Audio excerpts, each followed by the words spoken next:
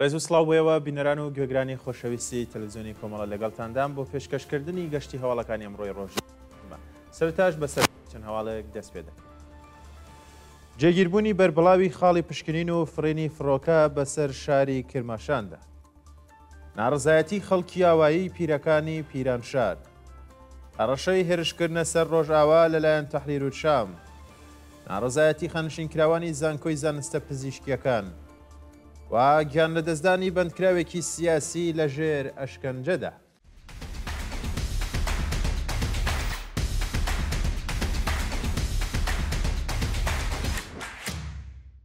جێگیربوونی بەربڵاوی خاڵی پشکنین و فڕینی فڕۆکە بەسەر شاری کرماشاندا.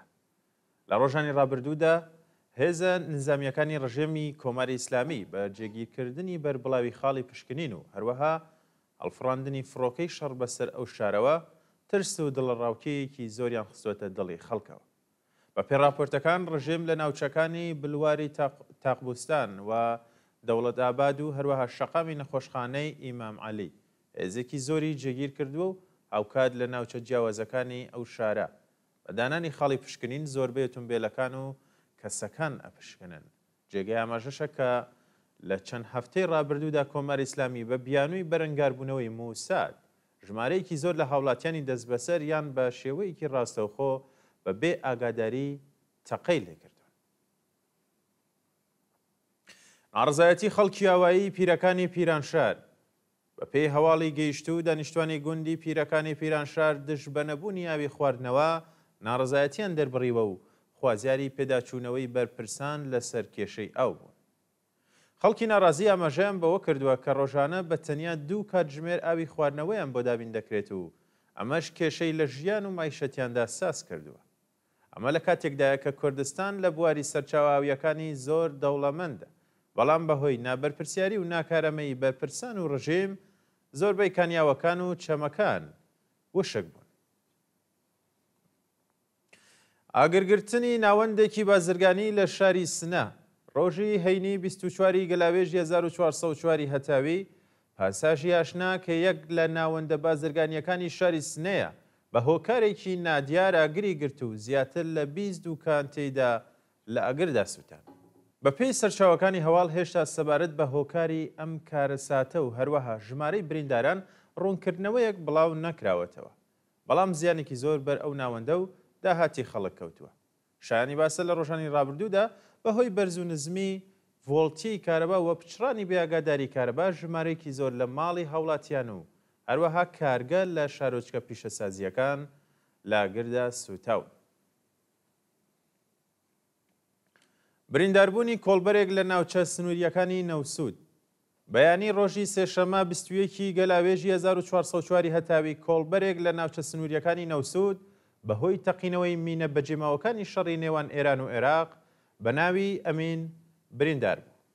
ناوبراو خەڵکی شاری ڕەوانسەرە و پاش برینداربوونی ڕەوانەی نەخۆشخانەی قودسی پاوەکرا. جێگای ئاماژێ بە پێی ئامارە فەرمیەکانیش لە ماوەی ساڵی ڕابردوودا بەهۆی تەقینەوەی پاشماوەکانی شەڕ 9 هاوڵاتی گیانیان لەدەستداوە و هەروەها 19 کەسی دیکەش بریندار بوون. ناڕوونی چارەنووسی عوسمان مامە بە پێی راپۆرتەکان زیاتر لە 2 ساڵە و 2 مانگە.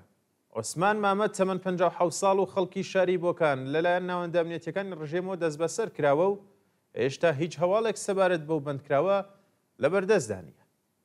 ناوبراو ڕێکەوتی 27 خەزەڵوەری 1401 هەتاوی لە ڕەوتی شۆڕشی ژن ژیان ئازادیدا لەلایەن هێزەکانی دارایی دڵاتی شاری بۆکانەوە دەست بەسەر و بۆ گرتوخانەکانی ئەو ناوەندە ڕاگوێزرا. بنەماڵێ و بەندکراوە چەندین جار بۆ زانینی هەواڵێک لەو بارەوە سەردانی دەستگای قەزایی و ئەمنی ڕژێمیان کردووە. ئەم تاکو ئێستا نەک تەنیا هیچ زانیاریەک بەڵکو مافی تەنانەت یەک پەیوەندی تەلەفۆنیشیان پێنەدراوە. هەڕەشەی هێرشکردنە سەر ڕۆژاوا لەلایەن تەحریر و شام. ڕۆژی هەینی 24 گەلاوێژ گروپێک لە میلیشیاکانی سەر بە حکوومەتی نوێی سووریا بە بڵاوکردنەوەی ڤیدیۆیەک ئاماژەیان بەوە کرد کە ئامادەکاری هێرش بۆ سەر ڕۆژاوای کوردستان دەکەن.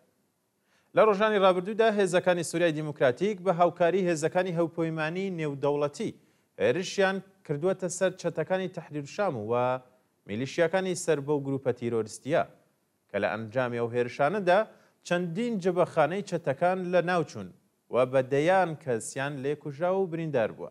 لە وەڵامی ئەم بەرگریەی خۆبڕێوەبەری ڕۆژاوای کوردستان چەتەکان بە بڵاوکردنەوەی ڤیدیۆ لە تۆڕە کۆمەڵایەتیەکاندا هەوڵی شاردنەوەی ئەو شکستەیان دەدەن. ناڕزایەتی دانیشتوانی شاری سەیدون ڕۆژی هەینی 24 گەلاوێژی 1404 تاوی دانیشتوانی شاری سەیدون سەر بە پارێزگای خۆزستان دژبە نەبوونی ئاوی خواردنەوە کۆبوونەوە و ناڕزایەتیان دەربڕی. ناڕازیان بە داخستنی ڕێگەی چەمی ئالات دژ بە گواستنەوەی ئاوی ئەو چەمە بۆ پارێزگای کۆهگویلۆ و بۆی ڕەحمەد ناڕزایەتیان دەربڕی و خوازیاری وەڵام دانەوەی بەرپرسان سەبارەت بە کارەساتی بێئاوی کۆتایی هێنان بە گواستنەوەی ئاوی ئەو پارێزگایە بۆ ناوچەکانی دیکە پێدانی هەقاوە و هەروەها بایەخدانی ڕژیم بە ژیانی هاوڵاتیان بوون. ناڕزایەتی خانشینکراوانی زانکۆی زانستە پزیشکیەکان ڕۆژی هەینی 24 گەلاوێژ کۆمەڵێک لە خانشینکراوانی زانکۆی زانستە پزیشکیەکانی ئێران دژ بە خراپی دۆخی ژیان و مایشەتیان کۆبوونەوە و ناڕزایەتیان دەربڕی. ناڕازیان ئاماژەیان بەوە کرد کە ئەو هەقدەستەی وەریەگرن پێداویستیەکانی ژیانیان دابین ناکات و خوازیاری بەرزکردنەوەی ئاستی هەقدەستی خانشینکراوان بە پێی ڕێژەی هەڵاوسان پێدانی هەقدەستە دواخراوەکانیان دابینکردنی بیمەی دەرمانی و بایەخدانی ڕژیم بە دۆخی ژیانی خانشینکراوان بوون. وەڵا بینەران دوایین هەواڵمان سەبارەتە بە گیان لە دەزانی بەندکراوێکی سیاسی لە ژێر ئەشکەنجەدا. ڕەزا سەراغی بەندکراوی سیاسی و دانیشتووی شاری تاران کە پاش مانگ و نیوێک بەر لە ئێستا دەست بەسەرکرا بوو لە ژێر ئەشکەنجەی ئیدارەی تڵاعاتیە و شاردا بەداخەوە گیانی لەدەستدا. تەرمیە و گیانبەخت کردووە لەلایەن ناوەندەبنیەکانی شاری تارانەوە بە مەرجی بڵاو نەکردنەوەی هۆکاری گیان لە دەستدانی ڕادەستی بنەماڵەکەی کراوە. جێگەی ئاماژەیە لە ڕۆژانی ڕابردوودا بەندکراوێکی پێشووی سیاسی بە ناوی بەختیار مەسعودی خەڵکی شاری شنۆ بە هۆکارێکی نادیار تەرمەکەی لە ماڵ دۆزراوەتەوە. وەڵا بینەران گەشتی هەواڵەکانم پێشکەشکردن کات ساتێکی خۆش بۆ هەموو لایەن.